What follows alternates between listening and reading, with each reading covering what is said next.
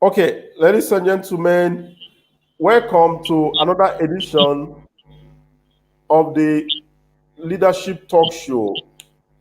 This afternoon, we are discussing opportunities for SMEs in Africa. And we have gone all the way to Lagos to get you a specialist in this space. She is my mentor, and I draw 100% of my inspirations from her. I'm not talking of any other person than Ms.Thelma Ekiyor, the Managing Partner of SME.NG, Nigeria's impact investment platform, which has set up 2 impact funds for women entrepreneurs. I'm so sorry for the noise. Check where the noise is coming from. Okay, so she is the co-founder and chairperson of Afrigrants Resources and has also served as its pioneering chief executive officer. At Afrigrants, Ms. Thelma established what is called Market Women's Quick Cash, a financial inclusion solution to provide microcredits to women in disadvantaged communities. She also established what is today known as AB Fund, another impact fund for women entrepreneurs. Prior to establishing Afrigrants, Ms. Thelma was the pioneer chief executive officer of T.Y. Danjuma Foundation and grew an endowment fund of over $100 million for the foundation. Before she joined T.Y. Danjuma Foundation, she was also the pioneer executive director of the West African Civil Society Initiative, WACSI, which was established by George Soros Foundation's Open Society Initiative for West Africa, where she supervised investments and interventions in about 15 countries across West Africa. Ms. Thelma served as the strategic policy advisor to UN Women Nigeria office between 2017 and 2019. She is also the founder of the Funding Space, which is a mentoring and access to finance platform for social entrepreneurs in Africa. She was recently appointed the chairperson of Micro, Small and Medium Enterprises and SDG Group or Division of the Nigerian Association of Chambers of Commerce, Industry, Mines and Agriculture, NACIMA, where she oversees a network of over 70 small and medium enterprises across Nigeria. She is a board member on All On, which is a renewable energy impact fund for West Africa established by Shell Petroleum Development Company of Nigeria. Thelma also sits on the boards of a lot of other organizations, including Women Empowerment Center and Rising Leadership Foundation, both in the United States of America. Ms. Thelma has received several awards and citations for her contributions to women's economic empowerment and philanthropy in Africa. Again, she is a rebrand Nigeria ambassador of the Ugwumba Center for Leadership Development in Africa. Ms. Thelma holds an MBA in Entrepreneurship and Innovation from Imperial College, London, UK. She also holds a law degree from the University of Buckingham, UK, and also a fellow of Stanford University, United States of America. Ladies and gentlemen, you can see that we fought so hard to bring Ms. Thelma on the show this afternoon. And like I said before, don't tell anybody. She is my mentor. And everything that you hear me do and say, I learned from her. So this afternoon, I want to welcome to the show my mentor, Ms. Thelma Ekiyor, the woman that is phenomenal. I think she's well known around the world with funding. Whenever it is about funding, whether for NGOs or for SMEs, for women, the best person you need to reach is Thelma Ekiyor. Good afternoon, and welcome to the show this afternoon. And greetings from my boss, Ugwumba Uchemosu, the president of Ugwumba Center for Leadership Development in Africa. And we are broadcasting from our studio in FCT, Abuja. Thank you so much, and welcome to the show this afternoon. I have read a lot about you, an inspiring profile. So do you have anything to add? Anything? Did I miss anything? No, Remy. It's great to be with you. Apologies to your audience for the initial technical problems. It's raining in Lagos, and somehow that affects internet. I don't understand the correlation, but it does. Sorry about that. Yes, and I cannot start without really appreciating you, Remy. Many people don't know I've known you for 20 years plus. When I came to Nigeria briefly to execute a USAID project in Owerri, I had the pleasure of meeting a young Remy, a very young Remy who was making waves. Then as a university student, and it's really amazing to see you 20 years on, really doing all the things that you talked about doing then. You were passionate about youth leadership then, and you are still passionate about it now. And obviously, I want to also thank Honorable Wosu for all the great work that the foundation is doing. I'm a keen observer. And thank you for having me today. I hope I can share something that would be useful. Thank you for the reading, or sometimes when people read your profile, you wonder where all the years went and all those different things that I did. There's nothing to add to that, but just to say that I'm a strong advocate for investing in African SMEs. Because I believe that African ingenuity really rests with SMEs, and it's an important vehicle to seeing our continent prosper. Very good. Thank you so much. So, ladies and gentlemen, to all of you listening to us from across the world, this is an opportunity that you do not have to joke with. We brought Thelma Ekiyor here to speak to you and to share opportunities for SMEs in Africa. This is not the time for you to play with this show. This afternoon is going to be highly educative, highly informative, and also inspiring as we talk with her how experience is working across the country. She worked in US, she's worked in the UK, she's worked in around Africa. So this is an important opportunity that you must wait and listen and watch and learn from her. It's going to be seriously a learning opportunity this afternoon. So, let us get started.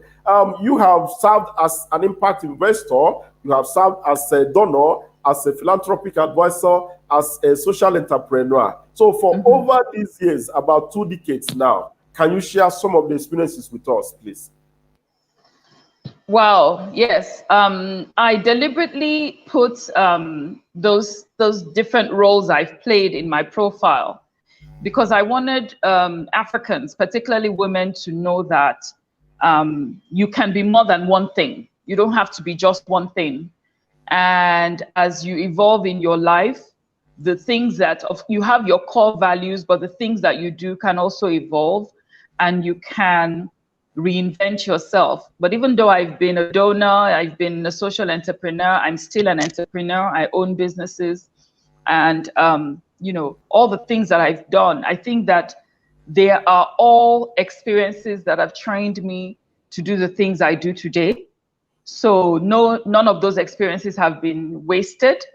It has groomed me to be very strong in my work. I never give up. I don't understand no. And I think those are things that, as we talk to SMEs, they are qualities that they should imbibe because doing business in Nigeria is very hostile to the SMEs. And so people need to know that you can do more than one thing. It's very healthy to do more than one thing, but make sure you go out of your way to make yourself an expert in at least one thing. And the area where that I've decided to be an expert is in impact investing, and particularly investing in women and, to a smaller extent, youth. Okay. Okay, thank you so much. We have seen from your profile that you are an expert in this sector. You are an expert in this sector. Okay, so we want to know, as an expert, do you think SMEs really have a future, or they have futures in Africa? Do we have futures for SMEs in Africa? I think Africa can really not progress if the SME sector is not strengthened, because SMEs, people say it, that SMEs are the engines of countries. It's not just a cliche. SMEs are really the engines of countries. SMEs create jobs in communities. SMEs make our everyday lives function. Can you imagine, having a state or a community where you can't use transportation? Maybe you cannot buy credit for your phone. You can't service your car. It's SMEs that have all these businesses that make your life worthwhile. So it's very important to have a strong SME sector. Yes, it is true that SMEs are struggling at the moment, but it doesn't mean that the importance of the sector should be diminished. What we should be talking about is how do we strengthen the SME sector, and how do we ensure that, particularly at this crucial time when all African countries are distressed, particularly Nigeria, how do we ensure that SMEs are part of the rebuilding process, and to make sure that our economy is strong. SMEs are an integral part of the economy. And if you think about the GDP of Nigeria, SMEs contribute significantly to the GDP. And that is only registered SMEs. Can you imagine what unregistered SMEs are doing, particularly those operating on the micro level in the informal sector? So the potential is huge. And yes, in many ways, the Nigerian government and other governments are acknowledging and trying to serve the SME market, but it's still very challenging.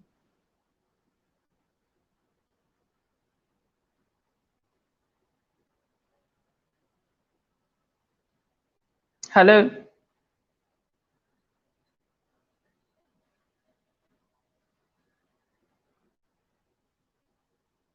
Can you hear me?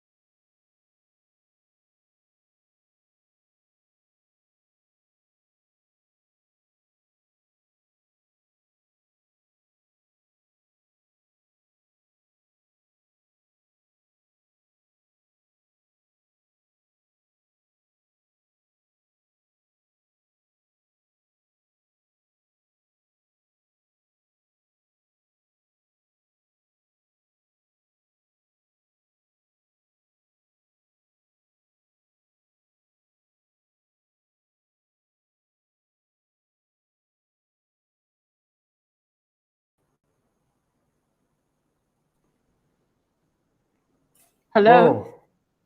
Oh, okay. Sorry about that. I got kicked out. Can you hear me now? Yes, I got kicked out. Yes, I noticed that. Okay, you're back now. Sorry about the weather condition in Lagos is really affecting us. Okay, good. So sorry, you were discussing if there is any future for SMEs in Africa. So can we go back to that? So sorry, please. I'm not sure where you stopped hearing me, but I was talking about the fact that SMEs are important job creators in all African countries. And at this time where we're talking about countries recovering from the impact of COVID, SMEs are essential to this process, because Without SMEs, many people will be stuck in poverty, and many of our communities are already experiencing severe unemployment. So SMEs are critical to the recovery. Okay, so you mean that the system shouldn't joke with SMEs, no matter how small and in whichever sectors that they are operating in? Is that the message that you are telling us?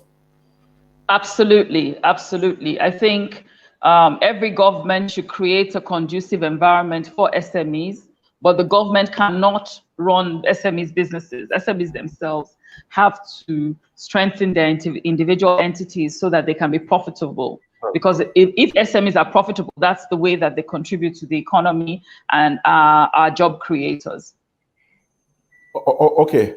Okay, good. Now let me take you on this one. You know, many young people and women in Africa, they are so much afraid of the uncertainties that are involved in establishing businesses and running their own things. You know, that's why you see people running about looking for jobs that do not exist anywhere anymore. So as an entrepreneur and an experienced one at that, so what is your advice to these people that are usually afraid of trying to set up things for themselves? So what's your advice? I don't blame, you raise a very important point. I don't blame all the women that are afraid of setting up businesses. It's a very difficult thing to do. Every day I face challenges.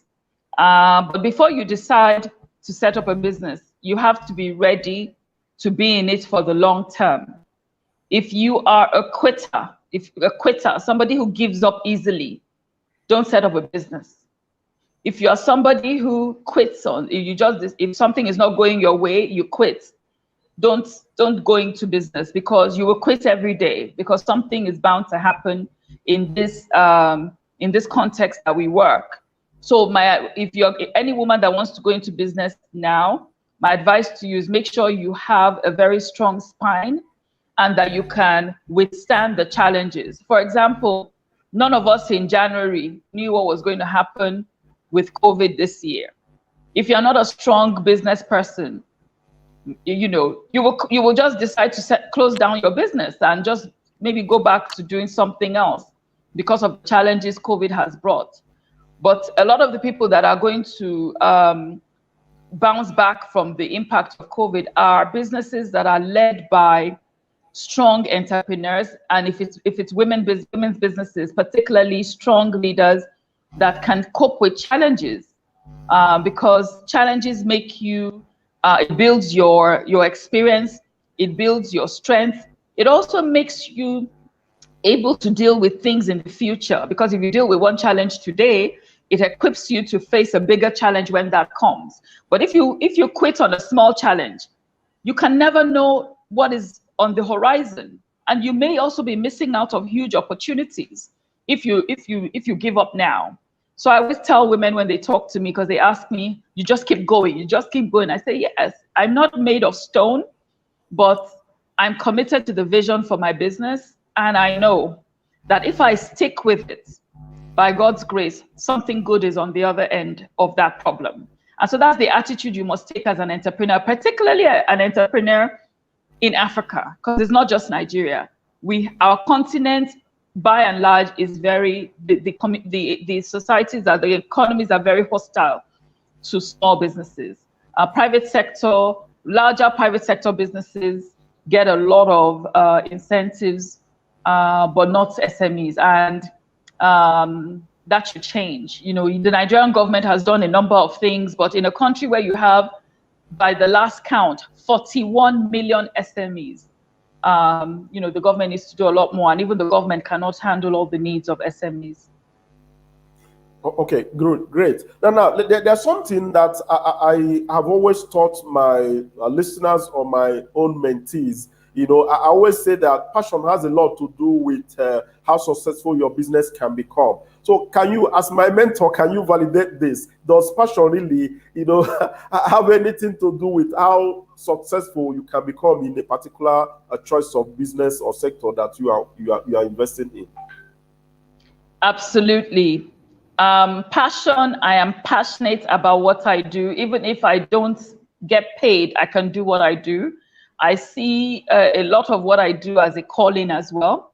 And I find that the people I'm attracted to in business, maybe Remy, that's why we've gotten along for so long. I'm attracted to people who are passionate as well, because I think that we come from a continent where you need people who are committed to a cause. Africa can only change if each of us is passionate about what we're doing and we do it very well. You don't have to be like me. You can be in your own area and be passionate about it and make a difference and be successful. The one thing I always add to anybody is that make sure you're successful at what you're doing. When I say successful, I'm not just talking about money. Successful means that let people know you are somebody who does something well. That's the problem with a lot of SMEs in Nigeria, you know. By and large, people know them as people who just do things anyhow. You know, there's no excellence in your work. And even in my own office, it's something I'm trying to teach, that even if we're writing a letter, let it be excellent. Let us start from as simple as that. Because if you are excellent with writing a letter, or if you are excellent with handling 10,000 naira, you'll be excellent in handling 10 million naira. But everybody just wants to handle 10 million naira without trying to be excellent at 10,000. And that is the problem. So what you are telling your mentees is 110% correct. You know, we must be diligent. We must be passionate in what we're doing. People look at us as Africans, and particularly Nigerians. When they're dealing with us, they lower their standards. They say, oh, it's in Nigeria, so maybe it won't be so good. And I tell my team and all the companies I'm involved in, I say, no. Whatever we do, especially if you're working with foreigners, make sure it is so good that it will change their perception on how they see Nigerians or Africans. See yourself as somebody who is an ambassador of your country, because what happens is if they have a good experience with you, you are opening the door for another Nigerian. And people don't know that. So if you have a relationship and with an investor, I'm sure we'll talk about investment, but if you have a relationship with an investor or a donor and you mess it up, what you don't know is that you are messing it up for all the other people that are coming behind you.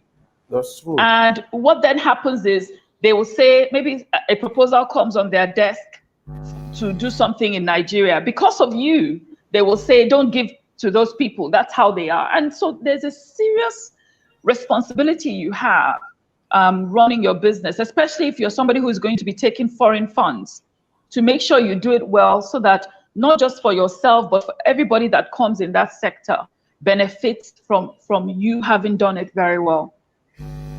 Thank you. You know, again, let me go back to your profile. We saw that you are so much committed to women empowerment.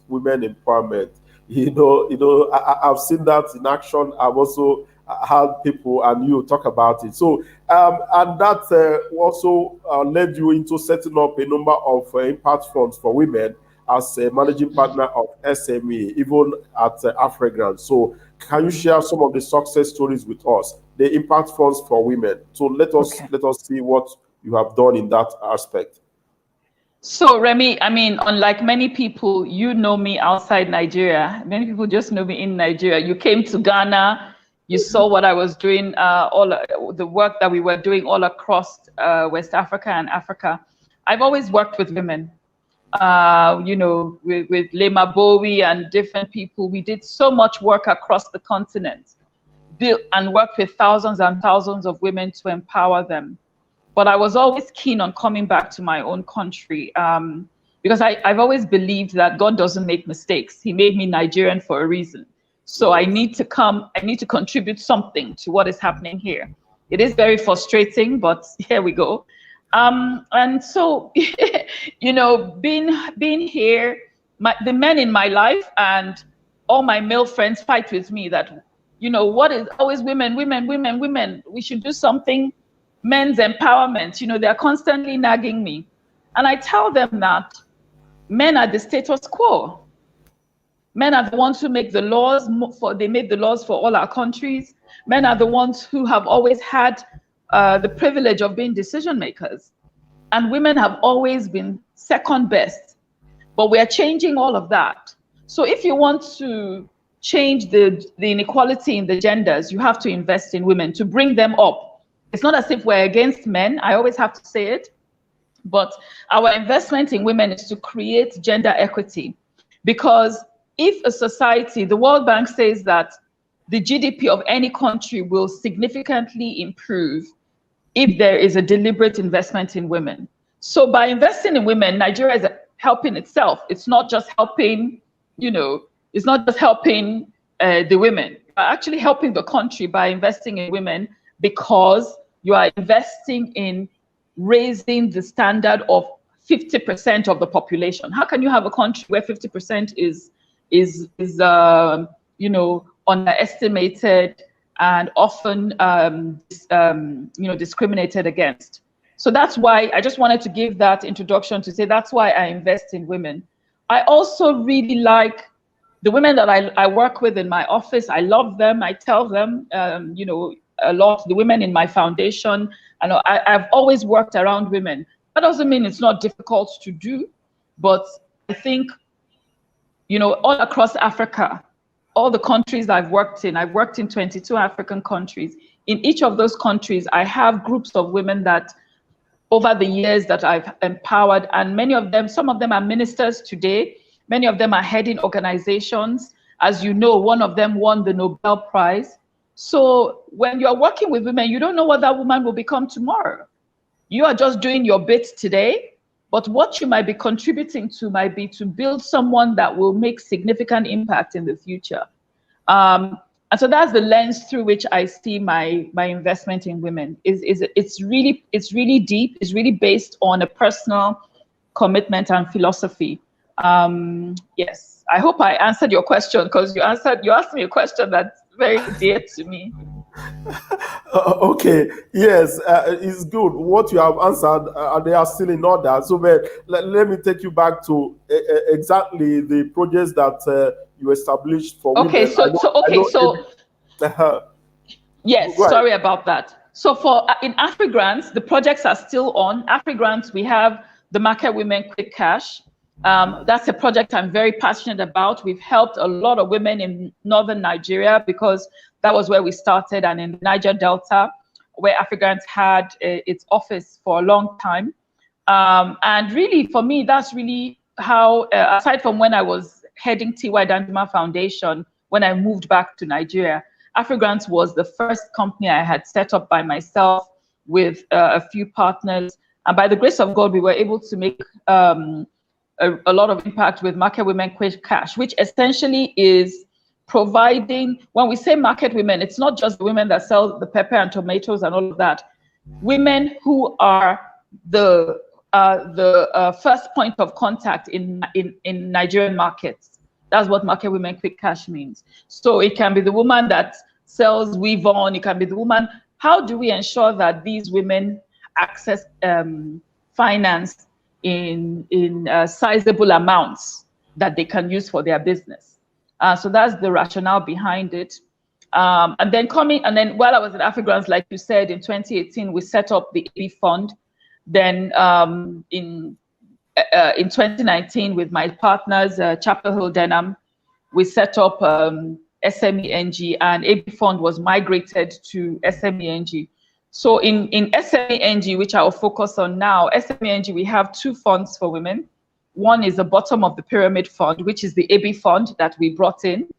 And it helps women at micro and quasi-micro levels break out of poverty, because they are the ones that really struggle the most to access capital.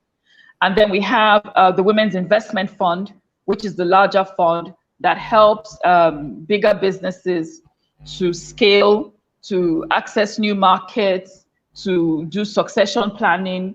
And the reason we have those two funds is because we don't believe that women should just be in one bracket forever. Women should be able to progress and aspire to go from one level of categorization to the next, because the way the financing sector is organized is women predominantly are put in the micro sector, and it's as if financing never wants to stop women from being micro, and so they're just there forever. And we are saying no, micro should be a start, and from micro, women's businesses should be able to grow and get bigger and access more capital and scale, because that's the only way you can strengthen a sector. Women know how to handle big money. Financial institutions and investors sometimes act as if women don't know what to do with big money. We know what to do. Just try us and see. Okay.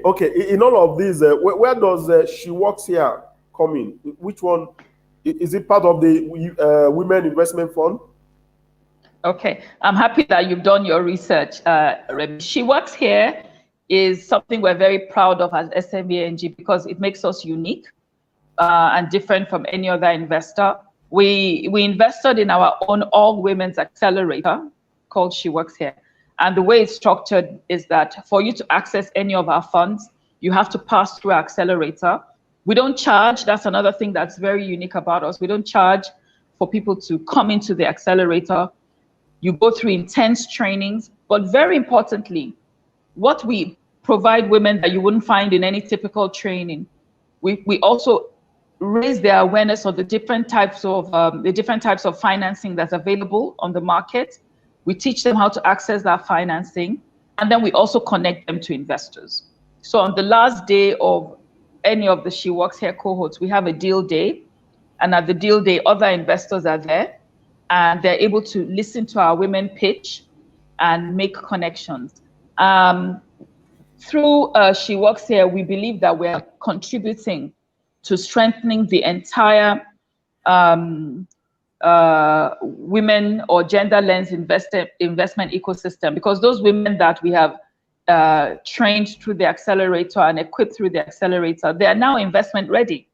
Even if we don't finance them, they can proudly and with confidence go anywhere and be able to access financing. So that's the structure that we have. Oh, great. You know, I had to bring that on board because I've followed that a long time now. And there's something you said that I like, the deal day. I didn't know about this. Now, do you mean that the deal day is an opportunity for investors to come and meet with those women entrepreneurs? Yes. So we invite investors, not just Nigerian investors, also foreign investors. This year we had investors as far as Silicon Valley join us, and they listen to the women pitch, and then they tell us which businesses they like to continue an assessment with. After we have done our due diligence, we are then able to present the women to these businesses. So we think it's a unique model. Obviously, as the successes start to roll out, we'll be sharing them. But it's a model that we think that will just help to build the sector. If a sector is strong, more capital will come in. So we are very keen on building the sector so that more and more women are able to access finance. Okay, thank you so much. Okay, now some of these funding opportunities, you know, unfortunately, not a number of or not so many young women and youths, you know, from across the country are aware of this. For example, the market women take cash. You know, I know you did some work in Kaduna and other places, and we also try to bring it to Imo State. So now I want to ask, why are you not getting the government involved in these interventions that you are promoting? Hi, Remy. Okay, I hope if it was only me and you talking, my answer will be different. But I think, you know, when everybody comes to see the work that we do, I always get this. I have to say, in Bayelsa, the government did give us a very large contract. And so we had an office in Bayelsa, and like I said, for years. So I commend the former Bayelsa state government for that. You are right that in many countries, the government will support this type of work because we're taking a load off the government's hands. But that's not the case in Nigeria.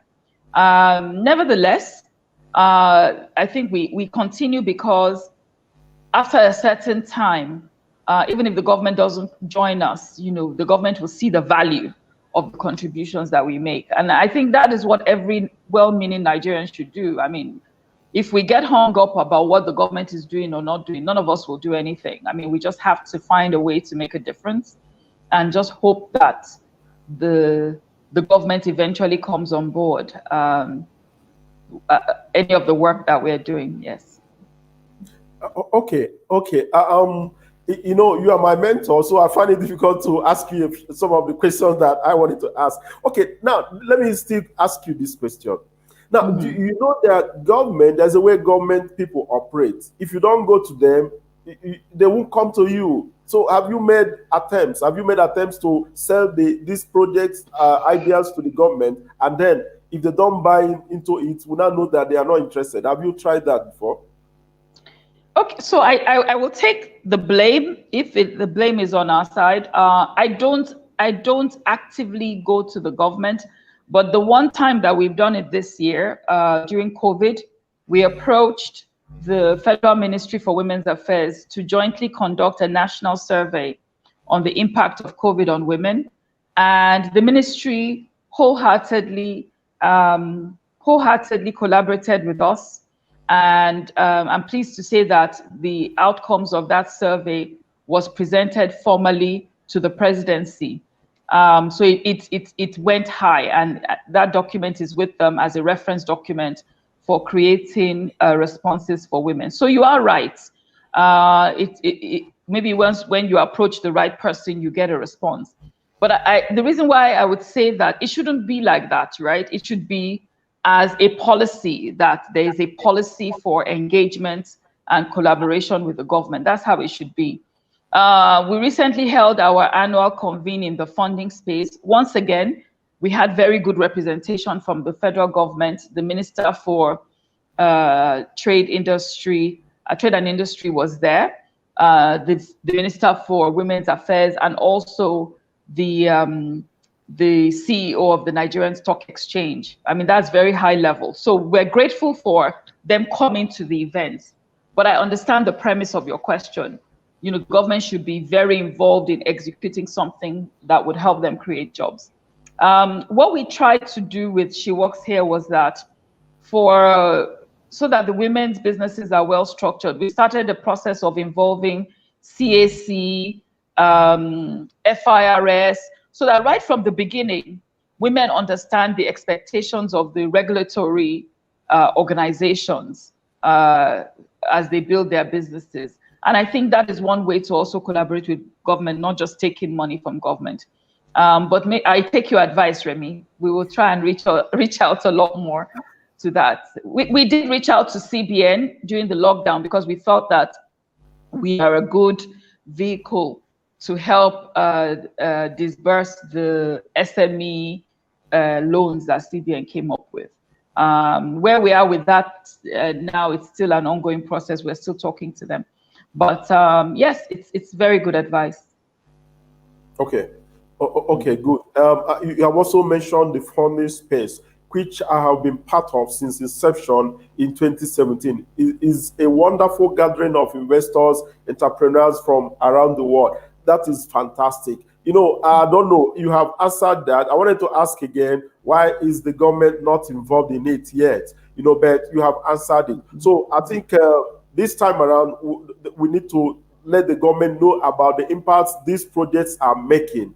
You know, I know government projects are somehow politicized. You don't blame them because of the connections and all of that. Now, but then some of these impact investments should go to the persons that have the best ideas that can also create jobs for other Nigerians. You know, so that's why I'm always talking about government involvement, like the funding space. You know, this year too, I was live there. I saw the ministers that you mentioned also, you know, present their goodwill messages and speeches. That's amazing. So we need to take it further than that, you know, so that the government can also see funding space and their promoters as key partners, you know, to their job creation programs, you know, for the people. Just like we are doing with the Ugwumba Enterprise Challenge, which is coming up again. And you, by the grace of God, you have been appointed the keynote speaker again for this year.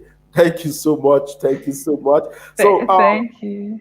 Yes, so let's move away from there to another issue that I want you to talk about. Now, like we have also agreed that the government is doing a lot to support women and youth with their funding interventions. But despite all of these efforts that the government is making, we still hear of increasing unemployment rates. So why do you think this is so? Why is this still so? Despite all the funding interventions the government has released through the CBN and other development finance institutions, why do we still have high unemployment rate in Nigeria? Well, Remy, in terms of youth, you are the one with the PhD on youth more than me. So I have a lot to learn from you. I can teach you about women and you teach me about youth. But the thing is, I like that your questions are very strategic. The government is not a job creator. Good. In any society, the government should not be the job creator. Very Private good. sector and SMEs within that sector are the job creators. The government needs to make it easy for businesses to flourish. And what I mean by that is it has really improved. But when I was setting up my business, honestly, it's not because I was committed to being in Nigeria, I would have left. It took almost 4 months for my CAC registration to come out. How is that possible? If you have investors' money and keeping it for 4 months, it took 4 months. It's better now, but a lot of people still complain. If you want to trademark something, if you have something you want to trademark, it takes so long to do. But the government is very quick to take taxes and punish those not paying taxes. So, when we're thinking about all of these things, the role of the government is very critical to make our lives easier. But the government is not a job creator. If you give the government the job of the task of creating jobs, then we have moved the government from what it's supposed to be doing, which is policy making, law and order, legislation. That's what governments do everywhere. So in terms of high unemployment, I saw a report that said as a result of COVID, unemployment has multiplied, has quadrupled. That is a dire situation. It was already a problem before COVID. Now, in any society, the first thing the government should do is either to institute a low interest or non-interest loan, so that people, low interest or non-interest loan scheme, so that people can start to borrow and they're able to, hire more people and all of that. But if you still have the commercial bank interest rates in the 20s, that's absolutely ridiculous. If I'm running a small business and I have to think about paying 20% or interest rate, I'm working for the bank. So these are the difficulties that our government doesn't understand. And then if the government brings in financing for SMEs, the financing for SMEs is always so small. To be very honest, if you're giving an SME today 10 million naira even, you must see that as a short-term injection. You cannot expect the SME to see that money as you have done them a lifetime favor. 10 million naira in today's economy will basically just help with setup, do a few things and all of that, but it's not for long-term planning. So the task for the government is really to get SMEs in such a way that they can think long-term, they can be resilient, they can hire people. COVID made a lot of SMEs sack their staff, and not only that, let go of their part-time staff or their contract staff. And those are the areas where young people are mostly hired. So the increase in the youth unemployment is a direct correlation of that. So, our government does have a lot to do in terms of thinking creatively. I was talking to someone and I said, the whole world has changed, but African governments are still thinking the way they were thinking before COVID. COVID has changed everything. We should be thinking in the way that in a new way. And in that new way, it really demands a lot of flexibility. It demands a lot of patient capital. If you're going to give money to any SME now, you cannot tell them they must pay in a year. That is going to strangulate the SME, because they're basically still trying to just survive the impact of the pandemic. So I know I'm answering this question at length, but it's something I've given a lot of thought to. That's the reason why we have the high unemployment rates. Oh, okay, good. Now, I think you have taken me to the next. I've even jumped to the next question that I have for you. I have engaged some senior directors in the CBN, and I was shocked to learn that there are some interventions that will require commercial banks, to participate in. Now, but the condition is that the commercial banks must operate within the single-digit interest rates, and because they refuse, that is why those interventions from the government are not yet released to the people. So you are the chairperson of SMEs and SDG division of NACIMA. Now, what it means is that you are the mouthpiece of SME owners in the country. So how are you lending your voice to this demand for single-digit interest rates across board? I mean, across the commercial banks, so that more people doing businesses in Nigeria can have access to all these intervention funds? So I have to say that NACIMA as a whole, not me, NACIMA as a whole, because being the chair of that's what I'm really focused on is, and we've already started doing that. We organized, which you came to in Abuja. We did the International Women's Day with NACIMA, just to raise the profile of women's businesses within NACIMA. And we've also, one of our accelerator programs at SME.NG, we did it predominantly with NACIMA members, just to build the capacity. So in terms of my task, I'm taking it step by step. But NACIMA as a whole is constantly engaged with the federal government. NACIMA is on the committee, the federal government committee for the COVID recovery. So, in terms of policy making, NACIMA is very involved. And, but the thing about it is that you can make recommendations all you want. The government is the one that has to decide if they will take it. However, I think we have to give the government credit that within the committees that they set, they always keep a space for NACIMA to be involved and put their opinions and their advocacy through. For example, the first stimulus package that came out, NACIMA was very involved in ensuring that SMEs were able to access it more than they would have done without NACIMA. Now, many people don't know that is happening behind the scenes, and maybe they should not know. But Nigerians should know that they do have an advocate in NACIMA for getting the government to do a number of things.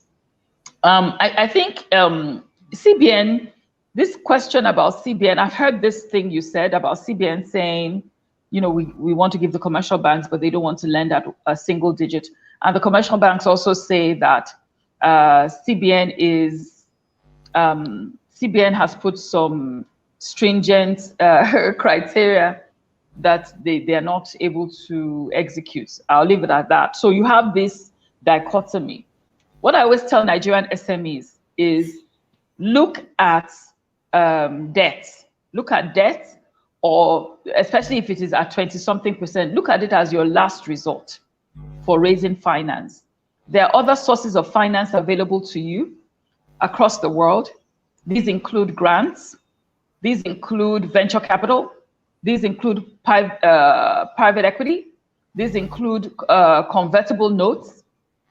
Educate yourself on what each of these are before and decide on which one is step 1, step 2, step 3, step 4.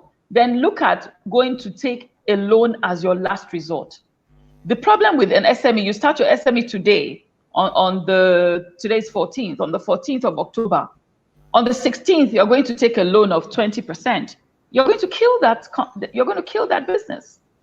And, you know, when we say financial literacy, Nigerians think you are saying they are not literate. No, that's not what financial literacy means.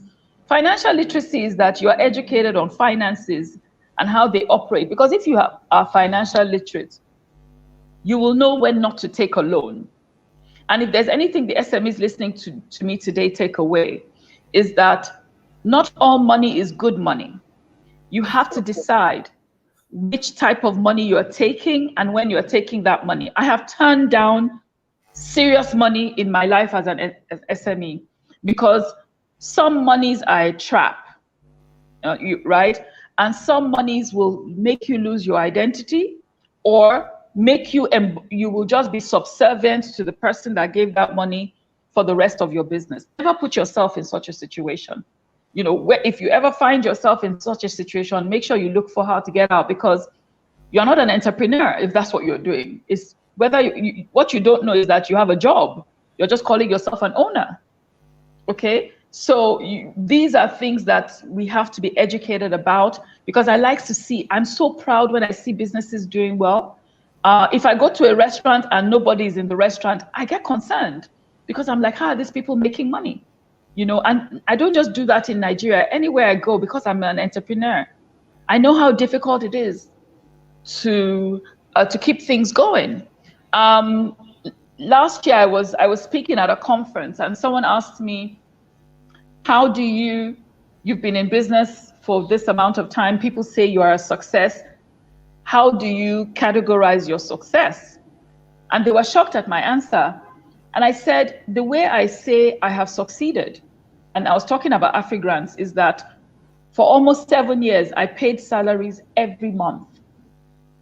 Because there are some big companies that are owing their staff 3-4 months salary, right? But the fact that I was able to pay salaries every 1 month, for me, was my indicator of whether or not I was a good entrepreneur. So I think these are things that are very serious. And, you know, Remy, for Ugwumba, the day you want to organize something around, you know, how people should look at financing and the types of financing to take, I'll be very happy to come back and educate people, because I think that this is where people get themselves in trouble. Good. Okay, now let me go to venture capital firms, equity investors, and the likes. Now, for us at Ugwumba Center for Leadership Development in Africa, we come as angel investors. And we know that, like you said, there are other sources of financing for SMEs, you know, from venture capital. Now, the question is, why do they look for, why don't they support startups? Why do they look for venture or companies that have gone, you know, away from this ideation and what do you call it? You know, why do they want companies that have gotten traction and maybe a larger bank statements and all of that? Why don't they look at startups? If they don't do that, who will raise the startups to the level they will pick them up from? So, Remy, these questions are really good. I'm happy that you say angel investors are very, very important. When I started my business, I brought together people who tell me that they love me and have a lot of money. And I said to them, I'm about to start my business. You keep telling me that whatever I do, you will support it. I need you to write checks. And I was very lucky that they did. So angel investors are very important. If you want to start a business today, I will tell you to start with angel investors. However, what you just described is private equity. Private equity, they don't like startups at all. Okay, so they're looking for businesses that are scaling and things like that. But you know, venture, and also you also have venture philanthropists. There are a lot of types of investors that you should investigate and interrogate. You know, so if you want to start an idea and everything, there are investors that will help you with starting that. You just need to know what it is that they want. The shares that they want in your business is critical. I remember meeting a young entrepreneur one time, and he came to Afrigrants because he had come up with a recipe for the sweetest plantain chips I have ever eaten in my life. And I love plantain chips. If you want to bribe me, there are two things you can use to bribe me: plantain chips, cappuccino. Those two, I'll be weak. And so, he came to our office to pitch plantain chips, the best I've ever eaten. And the money he was asking for was not too much. And we agreed that we would give him the money. I think it was 2 million naira or something. We agreed that we would give him. And I said to him, so how much stake in the business are you prepared to give? And he said 5%. And this young man would not move from 5%. And I said to him, but right now you have zero money. And I'm giving you all my money, but you want to give me only 5% of your business. I mean, I'll cut a long story short to say we never did that deal. And after a long time, I think over a year, I saw the person who introduced him to me. I met that person, and that person said that young man never started that business. As at that time, he had never started that business. And I thought, what such lack of wisdom? 100% of zero is zero. So, I mean, like, what? This is the problem that young people, I feel like shaking them when I see young entrepreneurs, because I've gone into businesses, and it depends on the value that the investor is bringing. If you meet somebody that's going to foot the bill, you have to be ready for them to take a chunk of the investment. That's the reality of investment. But the mistake young people make is that even if you own 10% of your own idea, does not mean you are not valued, does not mean you don't have value. You can own 10% and still be a very strong voice in that business.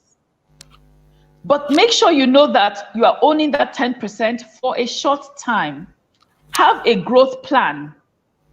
Make sure you have a plan either to own more of that business or to eventually leave that business with the money you've made and go and set up something else. Entrepreneurs must always be ready to capitalize on the next opportunity. That's what makes you an entrepreneur. If you're not like that, you are a businessman or a businesswoman. You are carrying container. That's who you are. There's nothing wrong with that, but an entrepreneur is somebody who has that mindset. So if there's any young person listening to me today and you are hung up about the stake of your business, but you have nothing to leverage, you have absolutely no money, but you want to own 100%, my dear, as we say now, wow. Now, wow. Okay, ma. Sorry, before we leave this particular issue, what do you think is a fair deal? You are our mentor, so consider it that you are mentoring your young entrepreneurs right now. What is a fair deal? That guy refused to give away 95. Okay, yes, he said he wants to withhold 95%. Are you there? So what do you consider a fair deal in this aspect? So you can only ever look at it on a case-to-case basis. That I will use myself in that particular deal, right? I was asking him for 30%. And 30%, listen to this, I was asking him for 30% of the business.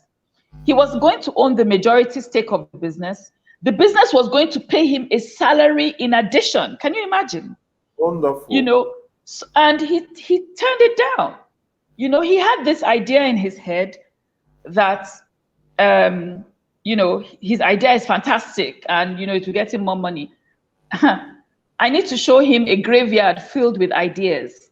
There are many people with good ideas who are poor, very many. So you need to know, as an entrepreneur, I agree with entrepreneurs that tell me, look, I just agreed to this deal for 3 years because I knew I needed to get started. And after this, I will do this. That's a very strategic person. because you know that you don't have anything, you know. But if that guy told me, I need 2 million naira, I'm willing to put up, but I'm bringing 1 million of my own money, he has every right to tell me he would give me 5%. But when you're bringing nothing, I mean, you really lose a lot of negotiation there. And there are many times in business, I myself, and I will be very honest with you, I have taken a lower share of businesses, even when it's my idea, because either the person that I'm sharing the idea with is bringing all the money, or the person has the connections I need, right? Or the person, like I had an idea for the medical sector. I don't know anything about health. So the person I'm going into partnership, because they bring in that technical skill, they will have more shares than me, even though I'm the person who brought the idea. So this is what, you know, we need to, I like, this show is for entrepreneurs, or it's not for business people and businessmen and women. The difference between a businessman and an entrepreneur is that a businessman sets up a company for survival. He needs to blow, he needs to eat. That's a businessman, you know. Is it not blow they say, Remy? I need to blow. I need to. That is it. That is it. Okay, so that's a businessman, but an entrepreneur wants to capitalize on an opportunity, wants to commercialize that opportunity because they believe in the idea that's the difference. You see, so what I'm saying is for entrepreneurs, is not for businessmen and women. Great, great. Ladies and gentlemen, we are still on the show this afternoon, and we are discussing opportunities for SMEs in Africa. And the best person to discuss it is the person we have brought to you this afternoon. I'm talking about Ms.Thelma Ekiyor, the Managing Partner of SME.NG, and she's doing what she knows best. Ladies and gentlemen, I'm sure you are learning the way I am learning. Thank you so much, ma, for being with us this afternoon. It's been really inspiring and educative. We are discussing opportunities for SMEs in Africa. Opportunities for SMEs. I've learned something new. Venture philanthropies. You've never taught me this before. I'm just hearing it this afternoon. so I'm just hearing it this afternoon. And then the issue of the entrepreneurs that have come to solve a problem. So if you don't have money, you need to go into partnership with others that have the fund that you need to launch out your ideas. Ours is different. We come as angel investors because we know that some people, their ideas will die with them if they don't encounter us, or if we don't intervene. And that's also why we adopted this model of idea pitching and grant competition, because there are so many people that need the money. So we give to the best, the people that have the best ideas. So, ladies and gentlemen, we are still with our guest, Thelma Ekiyor, this afternoon. I know so many people are still sending in their comments and their questions. Okay, ma. Going back to how funding has worked in Nigeria, can you share with us, do you think that SME funding from the private sector, from the government, is really making the desired impact across the country? So I hope we can take some of the audience questions. It will be interesting to hear what they're trying to say. You know, the one thing I like about now is that the conversation is mainstream. Everybody is talking about SMEs. That was not the case before. Every bank now has a woman facility. That's always a sign of progress, because if people are not discussing the issue, it will get overlooked. So the fact that we have people paying attention, for me, is a success in itself. But we then have to take it more than that. I know that the interest rates in this country will continually go down, but that's going to deal with when you democratize the process, the rates go down.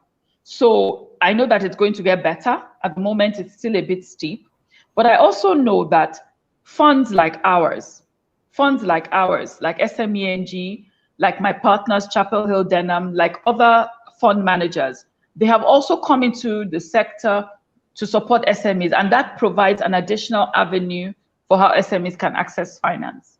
But you know, accessing finance, you know, this conversation is about the opportunities for SMEs in Africa. So, we've talked a lot about financing, but there are other things that SMEs must do to build their companies. And I hope we get to that at some point. Otherwise, I can always tell you later, Remy. Okay.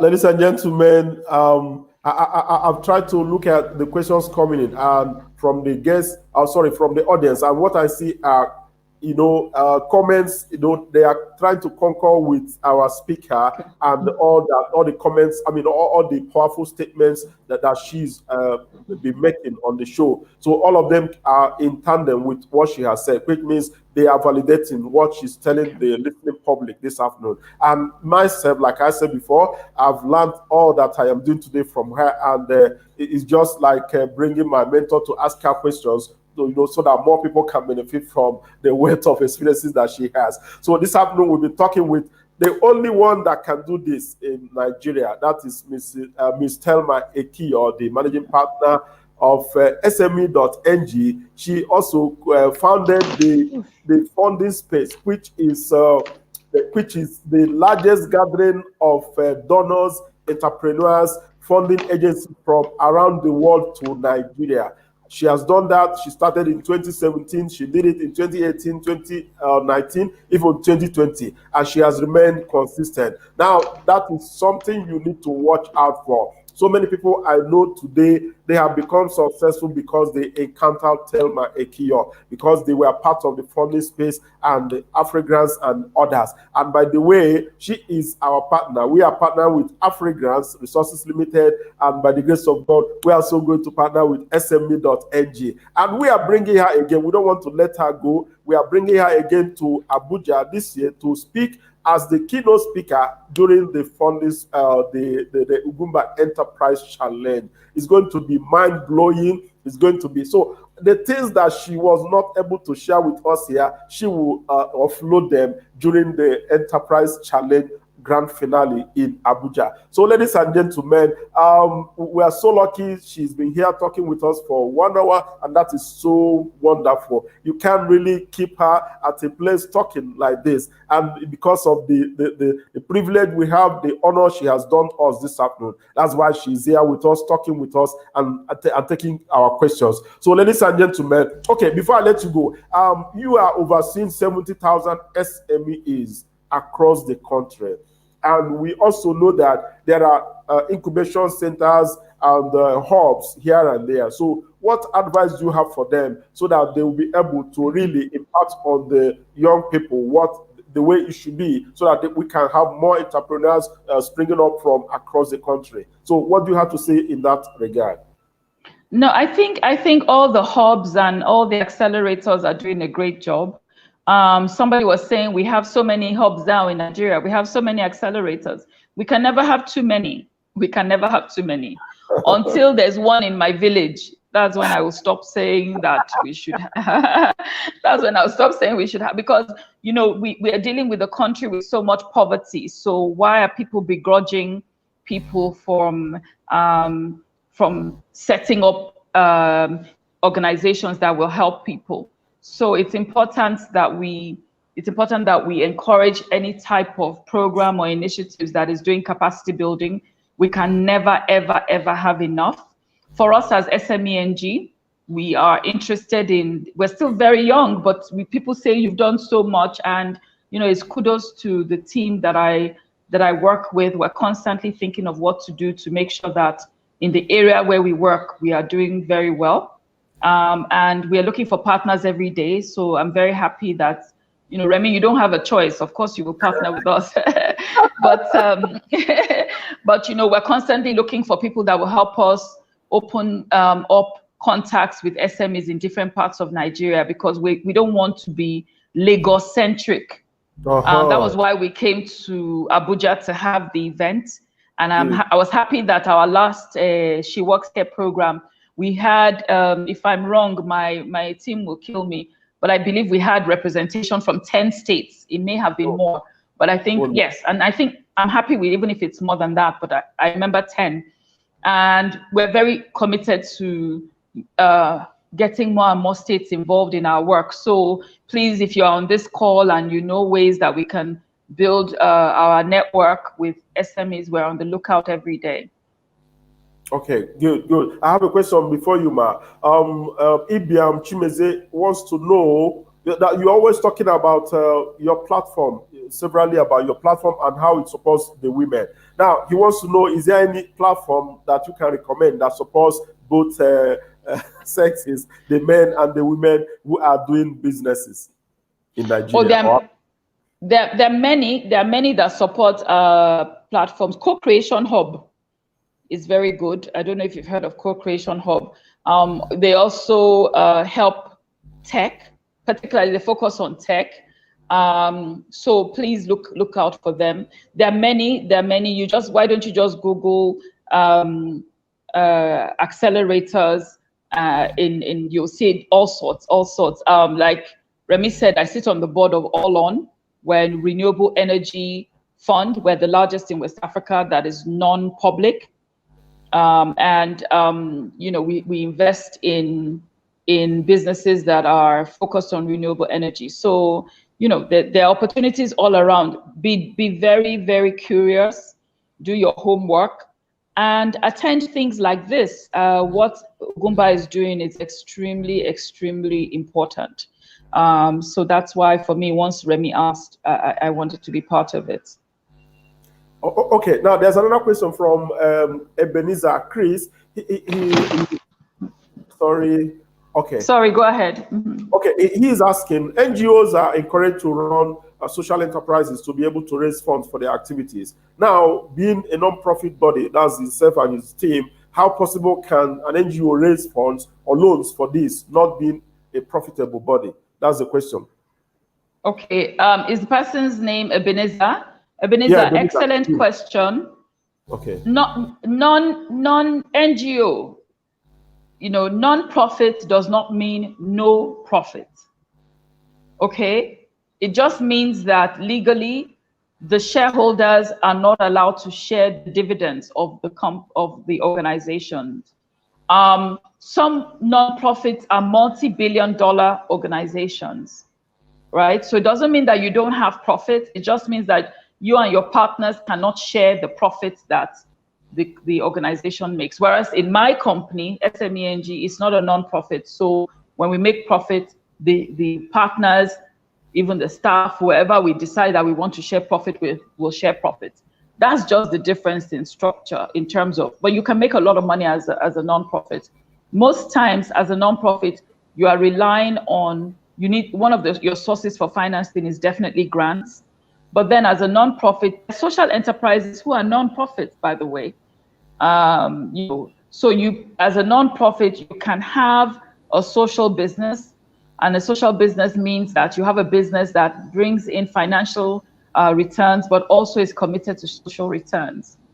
You can do that, but when you do that, my advice to you is that in your accounting, account for that financially separate from the funds you take from donors, because that's what makes donors nervous when they see a mixture in your books. That's a whole other session, but that is an important tip that you can start with. Okay. We have so many questions. Let me not ask my own question. Let's take from them. Okay, there's something I have exactly 2 minutes, so then I have to rush. Okay, sorry about that.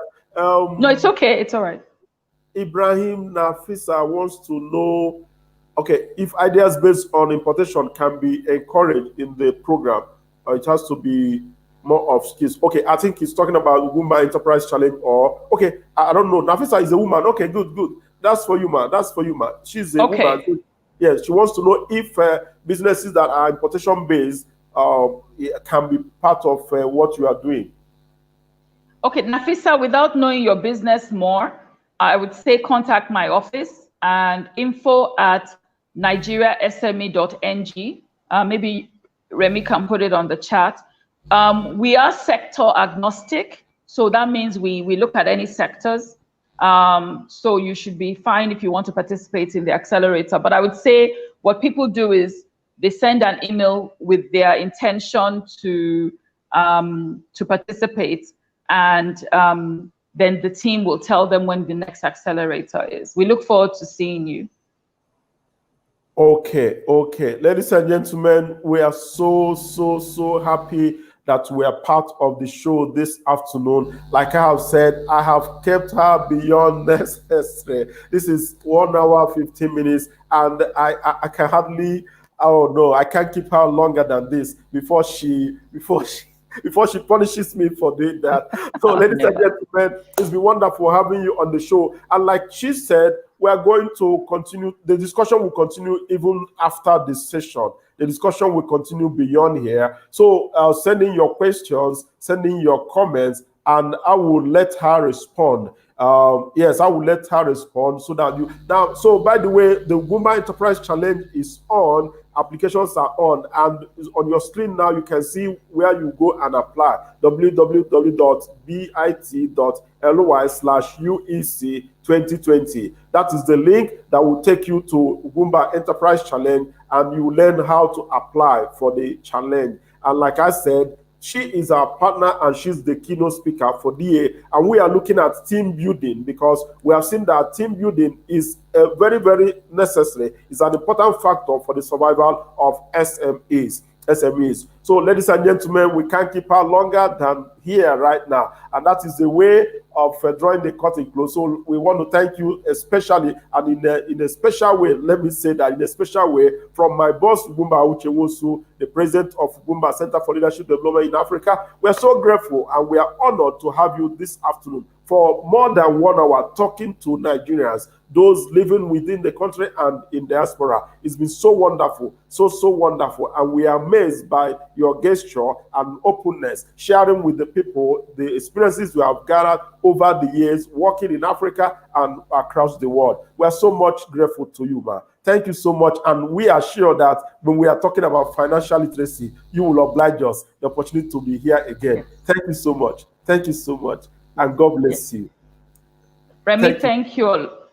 Thank you. Let me just say thanks to everybody who tuned in and was very patient with the technical challenges. I hope you got one thing. I always say people should at least get one thing from every conference they attended. So I hope from this talk today, you got one thing. And Remy, as usual, I'm very proud of you and everything the foundation is doing. My regards to the Honorable. Thank you so much. Thank you so much. God bless you, man. God bless you, man. All the best. Bye. Thank you. Bye-bye.